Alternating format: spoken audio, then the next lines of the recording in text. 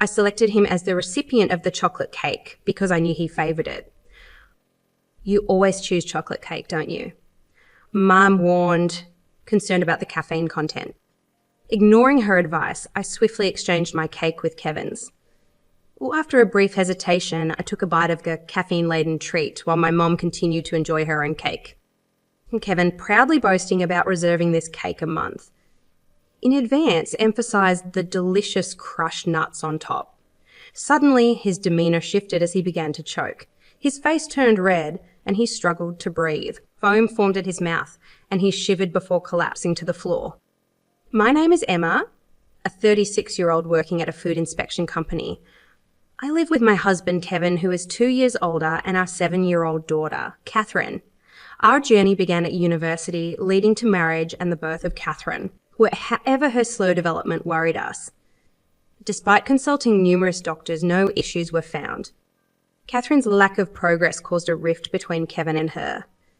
His mother, Kay, also deemed Catherine as having a disability leading to her disapproval and avoidance. Only my father-in-law showed affection, considering Catherine unique and lovely.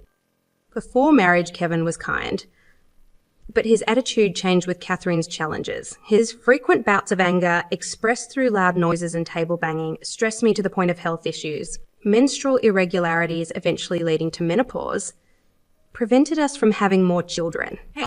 As Catherine entered school, her slow speech led to suggestions of a special needs class, an idea Kevin vehemently opposed. Despite my belief that it would be a better fit for her, I couldn't propose it due to Kevin and Kay's objections. Work offered solace from the home environment. When offered a full-time position, Kevin hesitated, insisting on my continued commitment to housework. Reluctantly, I agreed. However, Kevin's solution was to have his critical mother, Kay, take over household duties. After my father-in-law's sudden death, Kevin and Kay's behaviour at the funeral raised suspicions. Despite Catherine losing her only ally, Kevin spent more time at his parents' house. When I fell ill and asked for help, he refused, opting to stay away for a week. As my health improved, I received a job promotion, bringing both joy and the weight of added responsibilities in the midst of my challenging home life. I discussed the situation with Kevin, and as anticipated, he insisted that I should manage the household chores properly. To add insult to injury, he gave me a mocking look and questioned whether I could handle the title of a section chief, claiming it was equivalent to his position. Kevin abruptly left the table and headed to the bedroom. The next day, Kay visited our house and Kevin pointed out the supposed mess, attributing it to my lack of effort in housework. Kay hastily entered, meticulously inspecting everything from the cleanliness of the windows to the folding of the laundry and water stains in the bathroom. She made me redo everything, and Caffeine started engaging in conversation with Kay. Caffeine approached Kay with a serious expression, asking her about the 4 main elements of happiness and inquiring about happy hormones. Surprised by Catherine's rapid-fire questions, Kay appeared bewildered. Catherine continued her passionate explanation about neurotransmitters, leaving Kay increasingly perplexed. Eventually, overwhelmed by Catherine's focus, a worn-out Kay went home. On my birthday, Kevin, returning from a business trip, surprised me by buying a birthday cake. A first since our marriage, this unexpected act puzzled me, as Kevin had never bought anything for Catherine or me before. During dinner, he showered me with overly sweet words, apologising for leaving household chores to me and promising to help more. While Kevin's words made me uncomfortable, I didn't want to spoil the moment. After dinner, as I cleared the dishes, Kevin retrieved the cake from the fridge, insisting he would handle it. Although uneasy about his behaviour, I decided to call Catherine to join us. In Catherine's room, she warned me not to eat the cake.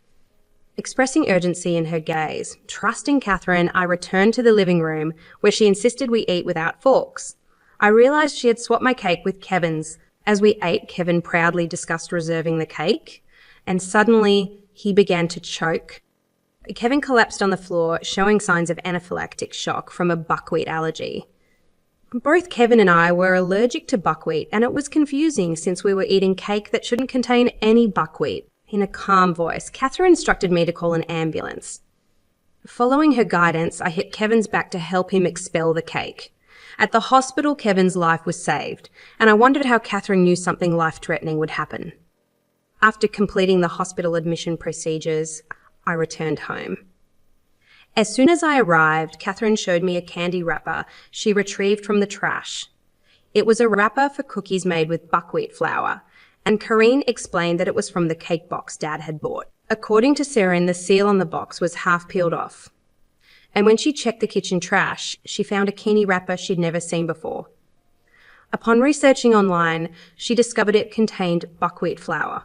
She then reminded me of Catherine's warning mom.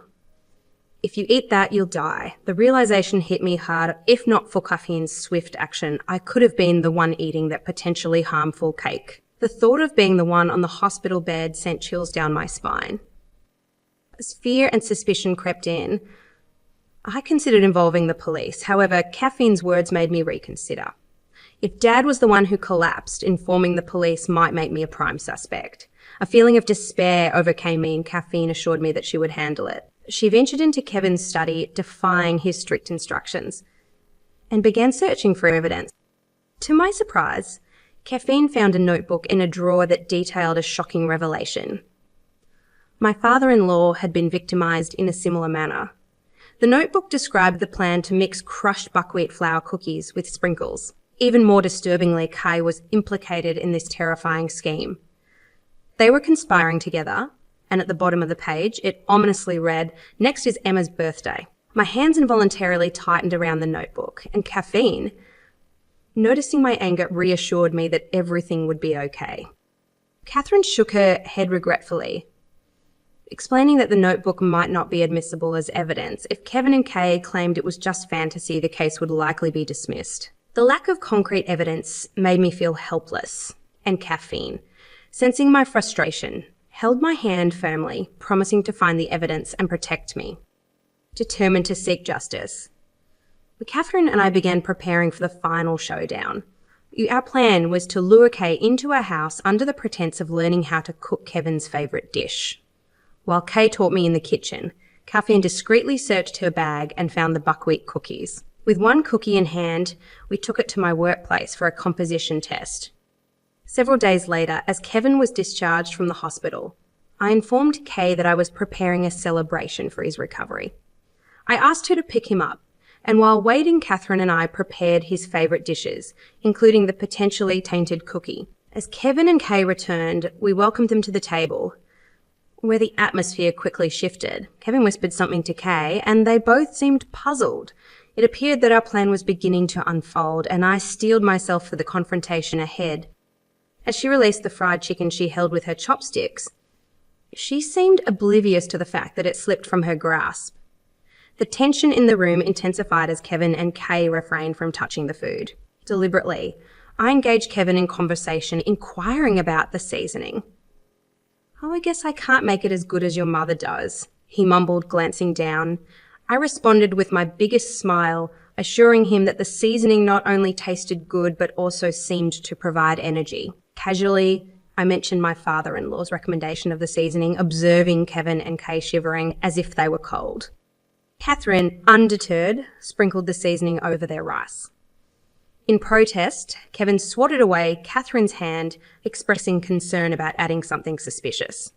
Ignoring his objections, I continued smiling and serving the food. Catherine persisted, reaching for the seasoning, but Kevin, with a terrifying expression, shouted, "Enough! Why are you so scared?" "I just want you and your mum to live longer," I cheerfully retorted, flashing my brightest smile.